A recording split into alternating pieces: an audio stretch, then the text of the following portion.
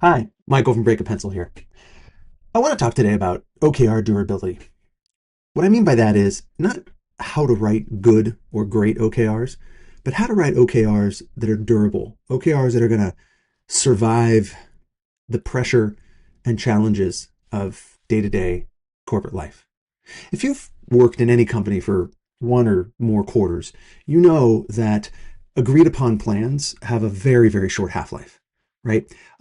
Something urgent always comes up. A senior leader has a new idea. A competitor makes a move. Something changes in the industry. And suddenly, work that you and your team have committed to is being called into question, is being deprioritized, is being asked to be essentially quietly abandoned.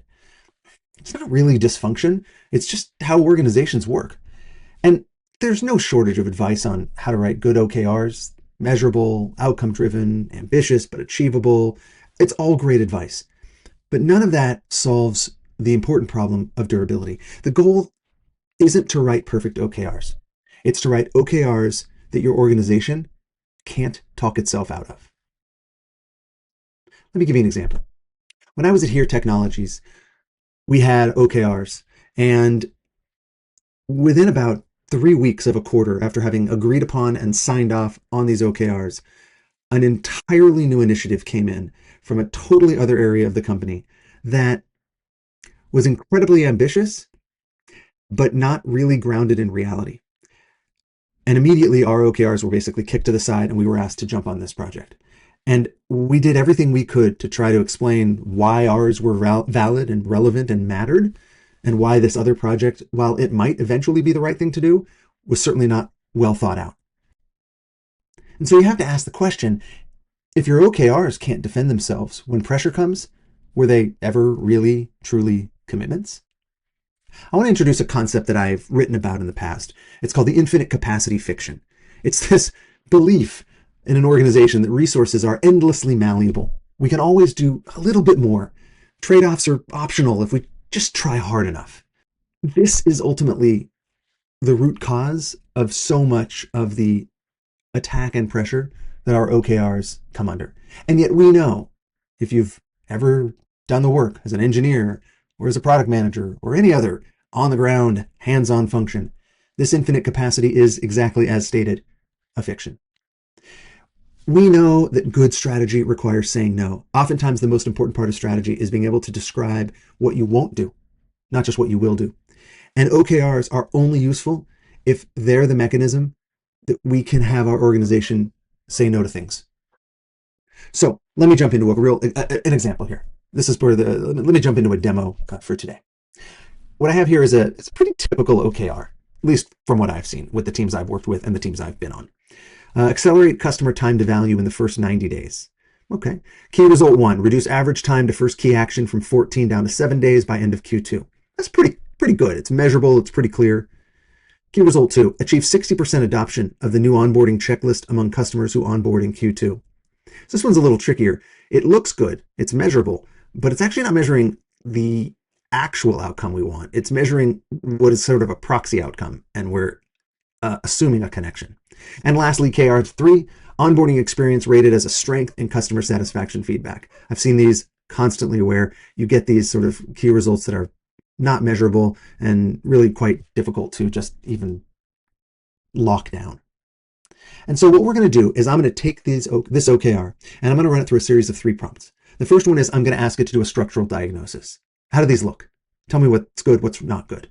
The next one is really where it gets fun. I'm going to ask AI to red team this OKR. Simulate that you're an executive and you're trying to convince us that our OKR doesn't need to be prioritized because this new priority is more important. And then prompt 3 is going to be this litmus test. Are there any aspects of our OKR that frankly nobody would care if they didn't get done? Which is a really important part of being able to defend and create durable OKRs. So with that in mind, let's jump into it. I'm a product leader at a mid-sized B2B SaaS company. Here are our Q2 OKRs for the onboarding team. Objective, KR1, KR2, KR3. This is what we just went through. What problems do you see with these OKRs? Okay, right away, some real structural problems. KR3 is not a key result. KR1 and 2 may actually not be connected to the objective. Okay, so a real big issue here is time to value in the first 90 days, but is first key action and is checklist adoption actually going to tie to that? Do you have the data that completing the checklist and hitting the first key action predicts retention or expansion? If not, you may be optimizing a funnel that you don't fully understand yet. So great. Just with this first prompt, we already start to identify weaknesses in our agreed upon OKR. Let's go red team this. Now play the role of a senior executive who has just been asked to pull this team off their Q2 work to support an urgent cross-company initiative. What arguments would you make to justify redirecting them? Be specific and be persuasive. So notice, the OKRs themselves give us cover. KR1 and 2 are lagging indicators. We won't know if we hit them until late June at the earliest. So right away, hey, this isn't pressing.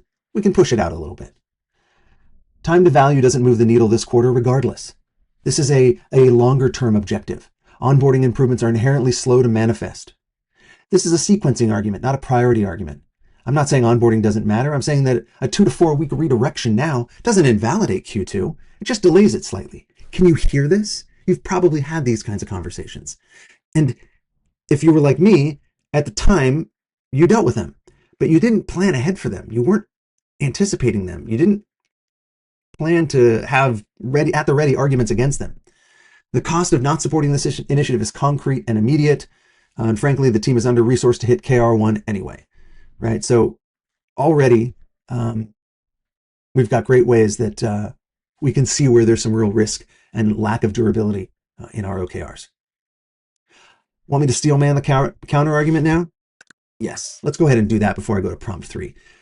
So now this is starting to give us some validation, some justification, some arguments as to how we might try to push back on that. Okay. A full redirect is a blunt instrument when a surgical one is available. All right, let's go to prompt number 3. Looking at these 3 key results, which one would nobody notice if it went unfinished by the end of quarter? And what does that tell us about whether it was ever a real commitment?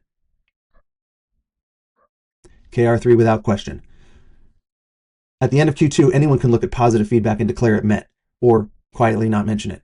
Either way, nobody can challenge it. That's the tell. A key result you can't fail, it's not a commitment, it's a decoration. So it raises other questions about KR1 and KR2. Measurability is necessary, but not sufficient. The real test of whether a KR is genuine commitment is whether missing it has a consequence. What's the answer to that for this team? So we're getting to the same potentially end result, which is better OKRs. But even then, aspiring to the perfect OKR is a fool's errand. What you want to aspire to is a well-defined OKR that's measurable and has clear outcomes, and that you can defend. And you can defend because you've already anticipated the way teams might argue against it and the way they might try to take you off of your plan. This isn't about OKR writing. It's about organizational discipline. So your assignment, take your current OKRs and run them through at least prompt 2, maybe through prompts 1, 2, and 3. Ask AI to make the case for pulling your team off the work.